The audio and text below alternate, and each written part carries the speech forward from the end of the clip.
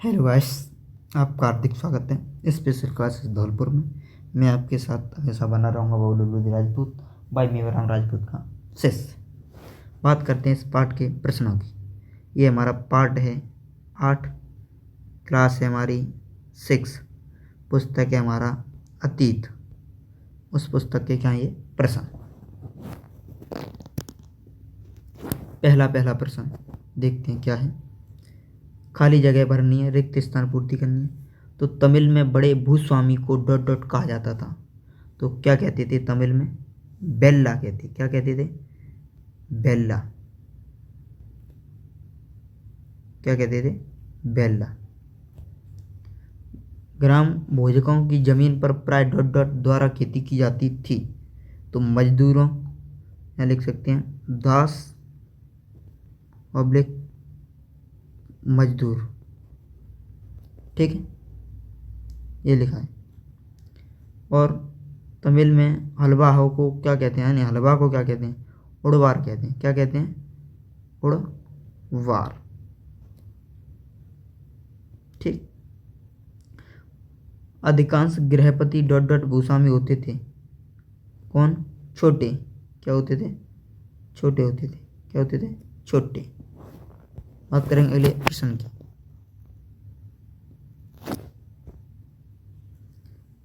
ग्राम भोजकों के काम को बताने और वे शक्तिशाली क्यों थे? कौन? ग्राम भोजक। तो देश के उत्तरी भाग में गांव के प्रधान व्यक्ति को ग्राम भोजक कहा जाता था।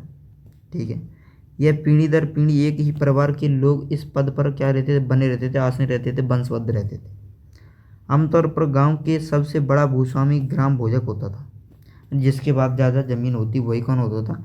ग्राम भोजक होता था।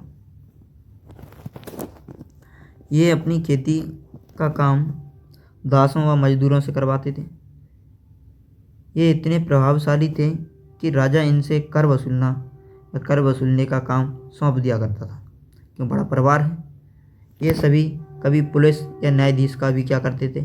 काम करते थे। कौन? भोजक। बात करेंगे कि गांव तथा शहरों दोनों में रहने वाले शिल्पकारों की सूची बनानी है। तो गांव शहरों में शिल्पकार होते हैं, जैसे कुंभकार है, कारीगर है, बुनकर है, लोहार है। शहरों में रहने वाले शिल्पकार भी होते हैं, जैसे मूर्तिकार हैं, सुनार हैं। इस प्रकार से लोग वहाँ क्या करते हैं? अपने रोजगार चलाते हैं। बात करते हैं अगले प्रश्न की। ये करेगा जवाब दीजिए या जवाब ढूंढें। तो बलय कूप का उपयोग किया जाता है, बलय कूप का कहाँ कहाँ पर प्रयोग किया जाता है?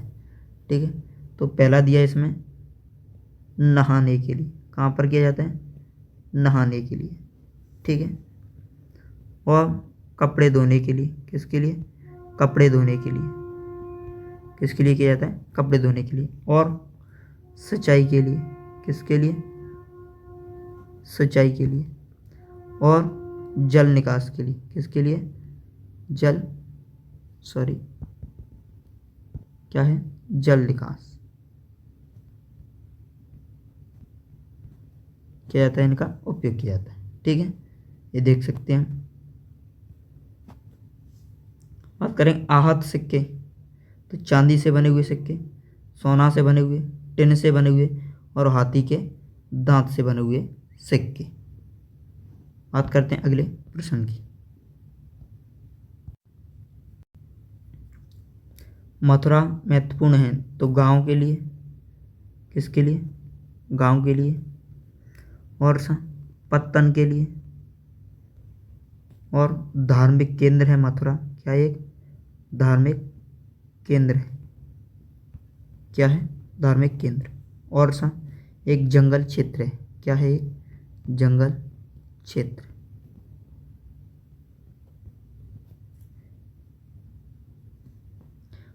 पशुपालकों का संघ होता था, श्रेणी शासकों, शिल्पकारों और कृषकों। कौन? कृषकों।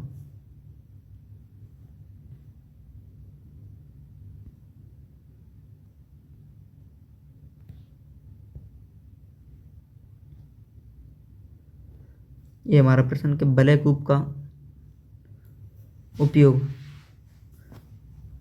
तो जो हमारे जो प्रश्न थे तो उनके अब उत्तर यहाँ आ रहे हैं हमारे। तो वो ऑप्शन वाले प्रश्न थे ना, तो ये हमारा हो गया। बलैकूप का उपयोग किया जाता है, किसका? बलैकूप का उपयोग किया जाता है।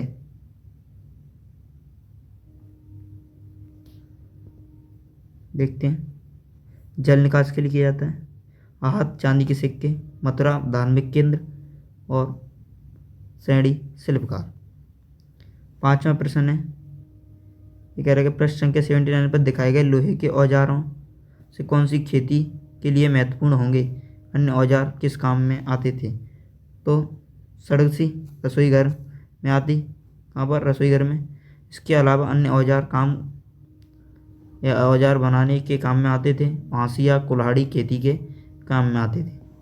ठीक है, बात करेंगे 6वें प्रश्न की।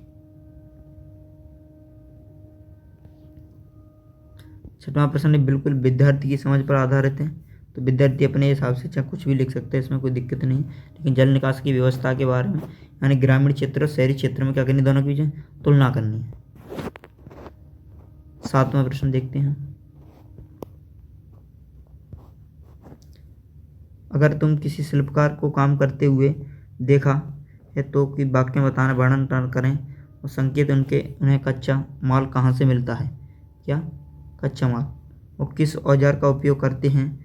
तैयार माल का क्या होता है? तो शिल्पकार बढ़ई को कच्चा माल यानी लकड़ी, जो बढ़ई होता है, बढ़ई को कच्चे माल की यानी लकड़ी यह जंगल में मिल जाती है। ठीक है, इन्होंने काम करने के लिए औजारों की ज़रूरत पड़ती है, जैसे हथौड़ी है, रंदा है, आरी है। बढ़ई कच्चे माल से क्या बना सकते हैं? पलंग बना सकते हैं, अलमारी बना सकते हैं, मेज कुर्सी आदि वस्तुएं क्या कर सकते हैं? तैयार कर सकते हैं, तो फर्नीचर बना सकते हैं। बात करें कि अपने शहर या गांव के कार्यों की एक सूची बनाने से मथुरा किए जाने वाले कार्यों से कितने समान हैं या भिन्न हैं? तो हमारे शहर में किए जाने वाले कार्य निजी कार्यालय, सरकारी कार्यालय, पुलिस, वकील, पशुपाल, दुग्ध वाला, गाड़ी चालक, सुनार आदि हैं। जबकि हमारे शहर में बुनकर, लोहा, टोकरीकर, बुनने वाले बहुत कम मिलते हैं। जबकि मथुरा शहर में ऐसे लोग हमें आसानी से देखने को मिलते हैं।